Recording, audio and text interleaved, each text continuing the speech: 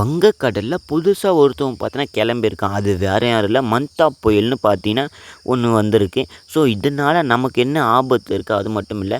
So கனமழை எங்கெங்கெல்லாம் வரப்போகுது, சென்னையில் இப்போ நிலவரம் எப்படி இருக்குது, எல்லாத்தையும் பார்த்தீங்கன்னா உங்களுக்கு டீட்டெயிலாக சொல்ல போகிறோம். இந்த ஒரு மழை எப்போ வரப்போகுது, இந்த ஒரு புயல் எப்போ ஆரம்பிக்க போகுதுன்னு எல்லாத்தையும் டீட்டெயிலாக சொல்ல போகிறேன்.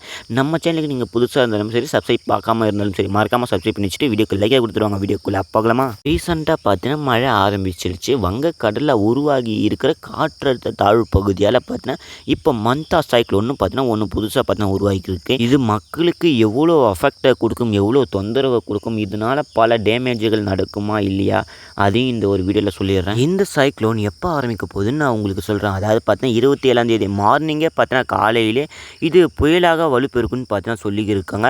ஸோ வானிலை ஆராய்ச்சியாளர்கள் அவங்க சொல்லியிருக்காங்க. இந்த மந்தா புயல் எந்த பகுதியிலும் டேமேஜ் பண்ண போகுதுன்னு நான் உங்களுக்கு சொல்லிடுறேன். அதாவது பார்த்தீங்கன்னா தமிழகத்தில், அதாவது வட தமிழகத்தில் இருக்கிற கடலோர மாவட்டங்கள், டெல்டா மாவட்டங்கள் இருக்கிற அனைத்து மாவட்டங்களிலும் பார்த்தா சரியான கனமழை பெய்யும். அது மட்டும் இல்லை, காற்று பார்த்தீங்கன்னா வேகமாக வீசக்கூடும்னு பார்த்தா சொல்லியிருக்காங்க. அதுக்கு முன்னாடி இந்த ஒரு புயல் பார்த்தீங்கன்னா ஆந்திராவை கடலை கறக்க பார்த்தா சொல்லியிருக்காங்க. ஸோ தமிழகத்தை பொறுத்த வரைக்கும் காற்று அதிகமாக வீசும், மழை அதிகமாக வரலாம். ஆனால் இந்த ஒரு புயல் பார்த்தீங்கன்னா வரதுக்கு வாய்ப்பு இல்லைன்னு நான் நினைக்கிறேன். இது பார்த்தீங்கன்னா ஆந்திராவில் தான் கடலில் கறக்க போதான்னு சொல்லியிருக்காங்க. சரி, இந்த மந்தாவா இல்லை மோந்தாவா என்னன்னு புரியல. டிரான்ஸ்லேஷன் பார்த்தா நிறைய பேர் டிஃப்ரெண்ட்டாக சொல்கிறாங்க. ஸோ நம்ம பார்த்தீங்கன்னா மந்தா புயல்னு வச்சுக்கலாம், மந்தா சைக்ளோன். ஸோ இதோட ஹிஸ்ட்ரி என்னென்னு பார்த்துட்டு வரலாமா? இந்த மந்தா சைக்ளோன் வரதுக்கு ஒரு முக்கியமான காரணம் என்னென்னா, வங்கக்கடலில் ரொம்பவும் பார்த்தீங்கன்னா குறைந்த காற்றழுத்த தாழ்வு பகுதி பார்த்தீங்கன்னா அமைய போகுது. ஸோ அதனால் என்ன நடக்க போகுதுன்னா, ஆழ்ந்த காற்றழுத்த தாழ்வு மண்டலமாக பார்த்தீங்கன்னா வலுப்பெருக்க போகுதுன்னு சொல்லியிருக்காங்க.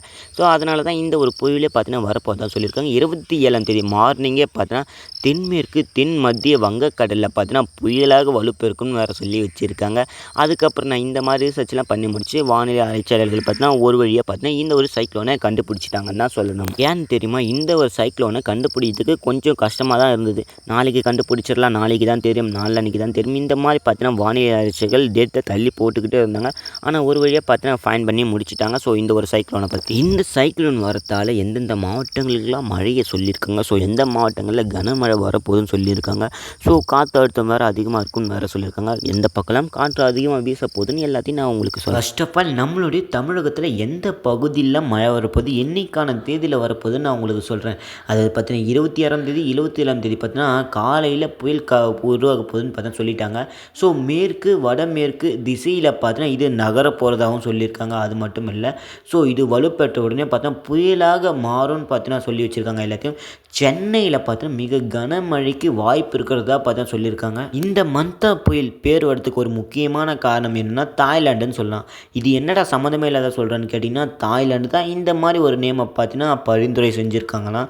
ஸோ இந்த பேர் சுட்டினதுக்கு என்ன காரணம் இருக்குது, மேந்தா புயல் பார்த்தீங்கன்னா வட தமிழகம், கடலோர மாவட்டங்கள், டெல்டா மாவட்டங்கள் உள்ள பல மாவட்டங்களில் பார்த்தா கனமழை பெய்யறதுக்கு பார்த்தா வாய்ப்பு இருக்குதுன்னு சொல்லியிருக்காங்க. ஸோ அக்டோபர் 27ஆம் தேதி பார்த்தா சென்னையில் மிக கனமழைக்கு பெய்யும்னு பார்த்தா சொல்லியிருக்காங்க. இதனாலே பார்த்தீங்கன்னா எச்சரிக்கையும் விடுத்திருக்காங்க. அதுக்கு முன்னாடி நீங்கள் இந்த வீடியோவை எந்த பிளேஸில் இருந்து பார்க்குறீங்க, எந்த டிஸ்ட்ரிக்டில் இருந்து பார்க்குறீங்கன்னு மறக்காமல் உங்களுடைய கருத்தை பார்த்தீங்கன்னா கமெண்ட்டில் சொல்லுங்கள். ஸோ அதுக்கு முன்னாடி 27ஆம் தேதி மட்டும்தாடா மழை வரும்னு கேட்டிங்கன்னா, அக்டோபர் 26ஆம் தேதி பார்த்தீங்கன்னா சென்னையில் பெருநகர் இருக்குது, புறநகர் பகுதிகள் எல்லாமே பார்த்தீங்கன்னா ஒரு சில இடங்களில் பார்த்தீங்கன்னா கனமழைக்கு வாய்ப்பு இருக்கிறதாகவும் சொல்லியிருக்காங்க. சரி, இந்த ஒரு வீடியோ பிடிச்சா மறக்காமல் லைக்காக கொடுத்துட்டு உங்கள் ஃப்ரெண்ட்ஸில் ஷேர் பண்ணிட்டு நம்ம சேனலை பார்த்தா சப்ஸ்கிரைப் பண்ணிச்சுங்க. அடுத்த வீடியோவில் சந்திக்கலாம்.